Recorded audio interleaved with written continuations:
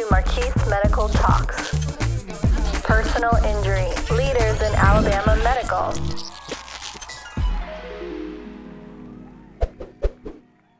Brave new world. How regenerative medicine could change how we treat patients. What if doctors could help the body heal more efficiently? This is the question at the heart of regenerative therapy. Upon injury, the body has an innate response: defend, then heal.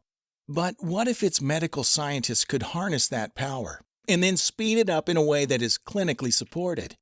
This reality is what regenerative medicine is trying to achieve. It's a way to restore the function and structural integrity of damaged organs and tissues. Medical scientists generate thousands of pages of research every year in an effort to make these potential treatments widely available for clinical use around the world. Treatments that can help heart disease, cancer, diabetes, spinal cord injury, other neurologic autoimmune disease, and orthopedic injuries. Here are some promising developments in regenerative medicine. Cell therapy. When patients receive treatments that are effective at eliminating cancer cells, healthy cells are destroyed right along with them, creating a need for healthy cells. Currently, these cells have to come from a compatible donor of bone marrow. Any doctor will know that finding bone marrow from a donor that is both willing and compatible can be a daunting task.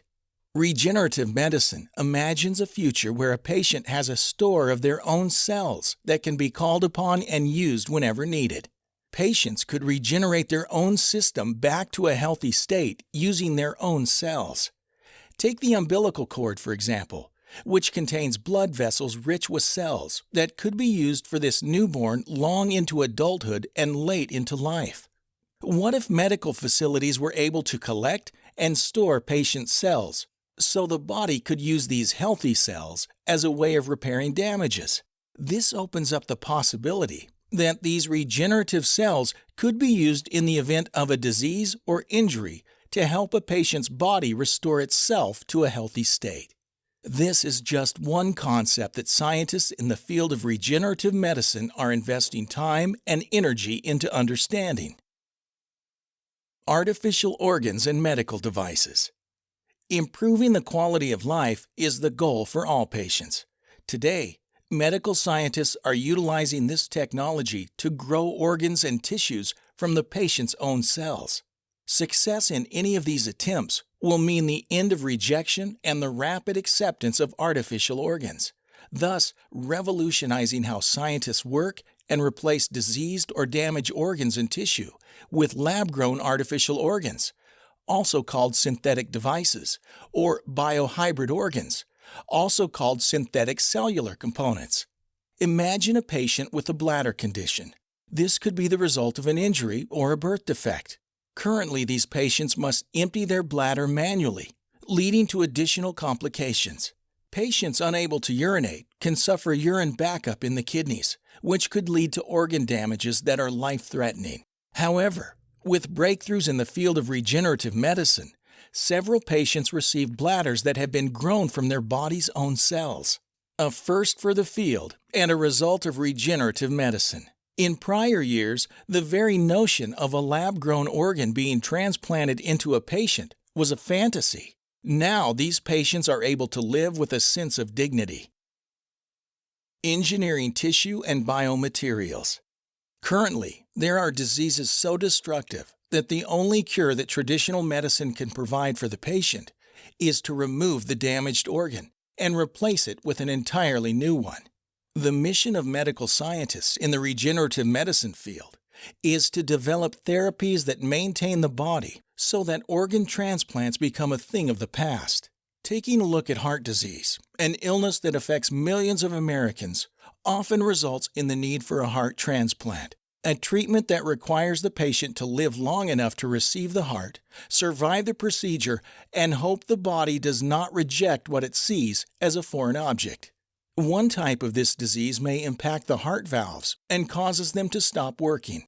Conventional methods for heart valve replacement include a pig aortic valve or a mechanical device implant.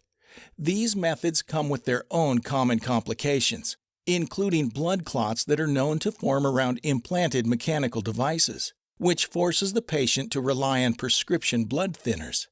The good news here is that scientists in the regenerative medicine field have successfully grown viable heart valves from patient cells through the use of available biomaterials to create a sophisticated mold that engineers can use to grow heart valves.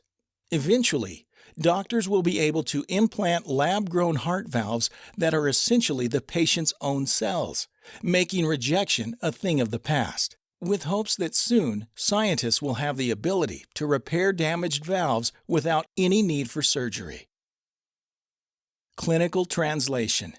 Scientists in the regenerative medicine field continue to make great strides to advance and apply these therapies. Once regenerative medicine, a relatively new medical technology, is widely adopted in clinical practice, analysts predict the U.S. healthcare system and the national economy will benefit enormously. In the United States alone, national health expenditures increased 5.9% to a staggering $3.3 trillion in 2016. That's nearly $10,000 per person and accounts for 17.9% of GDP. Among the conditions that medical scientists working in the field of regenerative medicine are putting efforts into developing potential cures, here are a few examples of how the U.S. stands to benefit. For heart disease, current treatment costs the United States about $207 billion each year. As one of the #1 causes of death for men and women, on average 611,000 Americans lose their life to heart disease every year.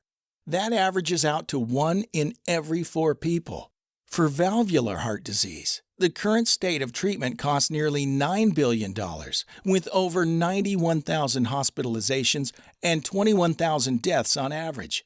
That number represents 2.6% of patients, but rises to over 14% for patients 70 years or older. For diabetes, more than 20% of total healthcare spending is for patients diagnosed with diabetes. With more than 86 million living with a pre-diabetic condition, that means a patient's risk of developing type 2 diabetes and other chronic diseases rises along with it. The future possibilities of cell therapy, organ growth, tissue engineering, and medicines that can repair and maintain conditions and illnesses is a promising new territory that we hope more doctors and medical professionals will continue their education on. Hosted by our Marquis Medical team, we are now streaming on all major listening platforms. Start listening today. Visit marquismedicaltalks.com for more episodes.